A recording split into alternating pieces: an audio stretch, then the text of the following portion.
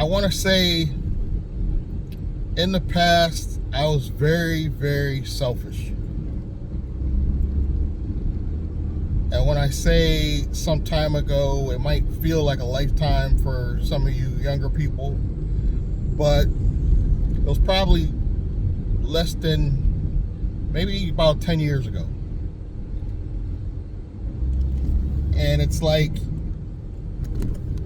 I only wanted to start a business for selfish reasons. I only wanted to start a business to make money. Now fast forward 10 years later, I realized that you gotta do it for more than just money. You have to. I think the only way, honestly, to truly be successful or to start a successful business, you can't just do it for the money. Now I actually want to do it to help people. And I could say that sincerely because I don't have to talk myself into it. In the past, I think I had to talk myself into it. But now I really want to help other people. It's not just about myself, you know? And I think that's the only way you're really going to be successful, if you want to do it to help other people.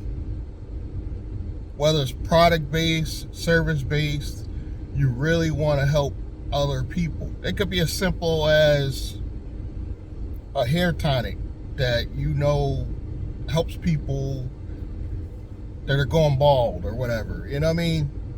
Like, you really want to help those people. Like,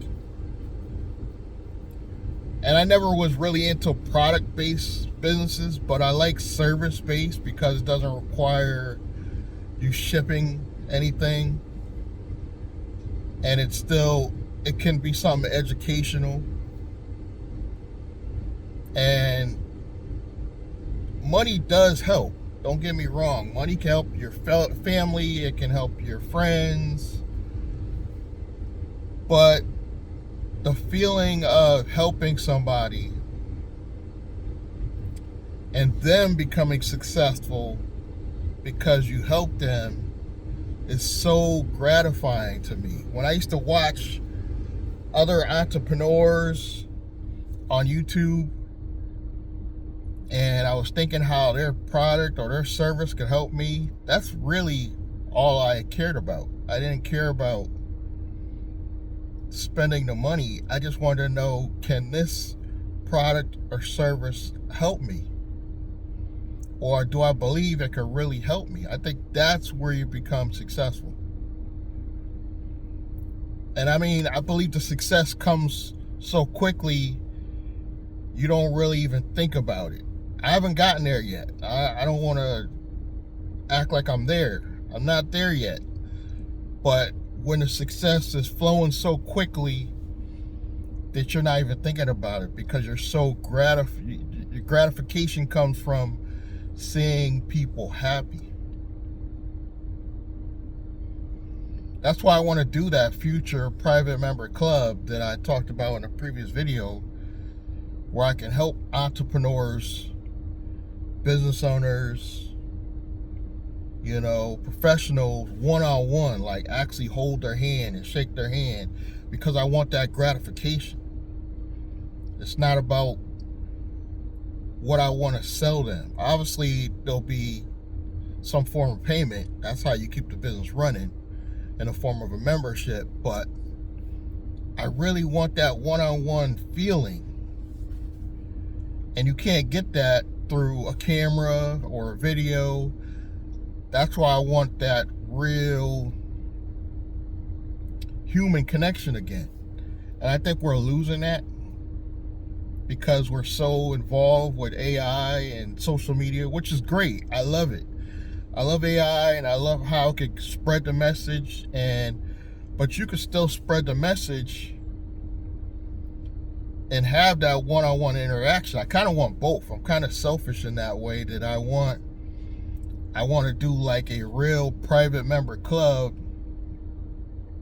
where I meet and greet people, get to know them on a one-on-one basis, and that will produce the social media content.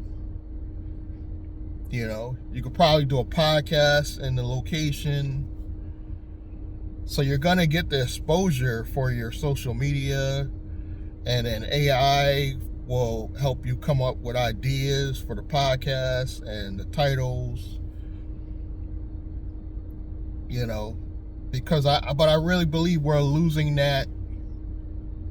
Ever since the pandemic, we're losing that physical connection we used to get from a private member group.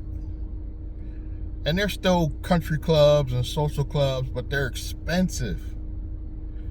They're really expensive. Like, the average person is not gonna go join a country club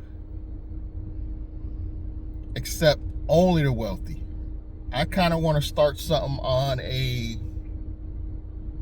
middle ground where you can't necessarily be poor, because if you're poor, you shouldn't be joining a private club anyway, but a private club that a average working man can afford to join and really get some value out of it. I'm thinking like, you know, the $47 to $97 a month range. But most people that have a job can afford that and still get some value out of it and still have some connection. And if you have enough members, that's more than enough that will be able to supply you to give the members, you know, food maybe once a week. Show them how you're using the location to create content. Maybe using a location as a event space so they can also use that to create content. That would be my dream business in my mind. I kind of already got a name that I kind of don't want to give out because I think it'll, you know, get used. That I want to take that name and trademark it at some point, so I don't even want to say the name. But I really have a vision of going back to that physical connection, still being able to make social media content, but having that physical connection with people in my area that you can help on a one-on-one basis. You know, and I really miss that. There used to be private clubs, like I said, before the pandemic. You know, we used to meet up. They were like little business groups. They were, if you think back, they were at the business bookstores. Another thing phasing out, but they were at the bookstores. Barnes and Nobles had a couple, you know, private groups that you would meet up with people, and they weren't necessarily expensive. I can't say they were expensive, but they would meet up, have coffee. You know, some of them might have talked about books. You know, you had your little women's groups. But I want to have something more specific where it dedicates time to entrepreneurs.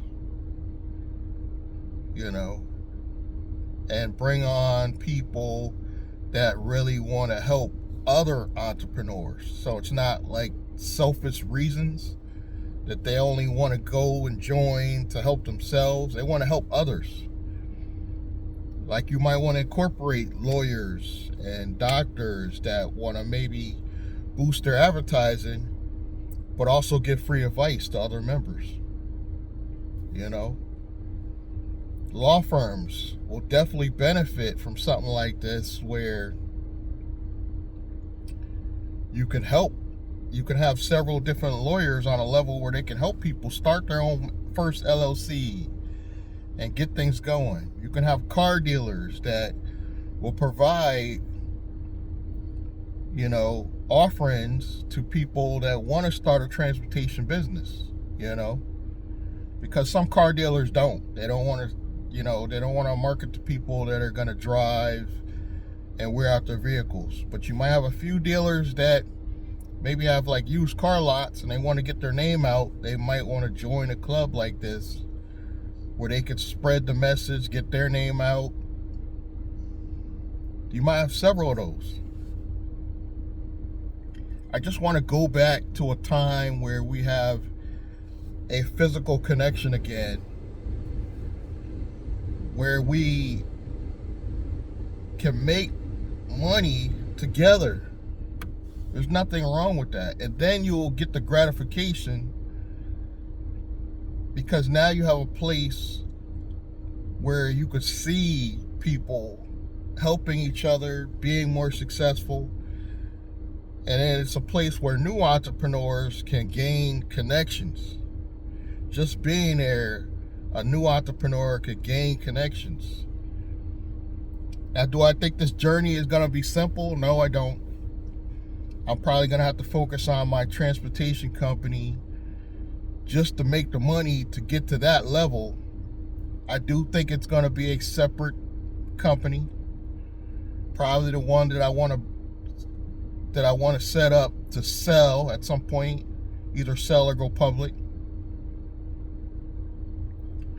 It's probably going to be a corporation that's going to have more board members other than myself, more directors, other people in the company other than just myself. It's probably going to be something I can't run alone. I'm not going to lie. It's probably going to be bigger than a one-man show, but that's okay. God willing, I'll live long enough to be a part of something like this. I've been thinking about it for years. I've done several videos on it. And it's not just, it is theory, but it's not, it's realistic theory. It's realistic theory because it's going to be multiple people involved. It's not going to take a unrealistic amount of money, other than the location. It doesn't necessarily have to be expensive. It doesn't have to necessarily be super big. A couple thousand square feet would be enough. Probably big enough to be considered a event space. A small event space would be big enough to satisfy something like this. And a couple cameras in the location. Maybe a entertainment system so you don't have to pay DJs. You have a built-in entertainment system. All things that are reasonable, affordable, could be done in your state. And if it blows up or if it works out, you can actually franchise. And then other people can get involved and do the same thing. So it's a realistically sound idea that I'm gonna dedicate probably the rest of my life to accomplish. A lot of people are not going to duplicate the same thing because, like I said, after the pandemic, we got away from social interactions. We put it all on video. This is a way that you can still do a physical location and still put it on video. So you're gonna have the best of both worlds. Because there's gonna be people in other places, other states, that are gonna see what you're doing, and they might want to recreate it in their state. And then the video content itself could be put in the membership video format or platform. Because I was going to do a platform anyway. because I don't want to rely on. I like YouTube. I really do. I like YouTube, but like in a case, YouTube went down one day. I remember that day. If you guys remember, it didn't go completely down, but it was like buggy and things weren't working. That happens to every platform at some point. And it's good to have your own platform and eventually your own app at some point. So why not start working on that while working on your future business? And the gratification of helping, let's say you only help 10 entrepreneurs a year start their own businesses, meet real connections, real law firms, real doctors, real lawyers, people in law enforcement, people in the military, possibly even professionals like politicians even. Possible. It is possible. If you just help 10 people a year achieve a goal like that, think of how powerful your business would become naturally, organically. Word gets out, word spreads. I mean, for God's sake, if you got one politician or one famous person or one star, that probably would be enough to like boost your numbers, where now your location's almost too small and you have to grow and maybe get more than one. That's how powerful something like this could be. And I'm not selfish. I don't need to be the only person. You know, I talked about the perfect corporation. You probably need 3 to 5 people. You know, maybe a total of 4, including yourself, because you want an odd number of directors to break the tie in any decision making you do. So you only need 2. If you're including yourself, that makes 3. You know, an ideal amount to me would be technically you go out and get 4 people, not related, not married, and you break the tie. So that's 5 people total. That's a real corporation board of directors. You could either hire the executives or one of you become the director or executive. That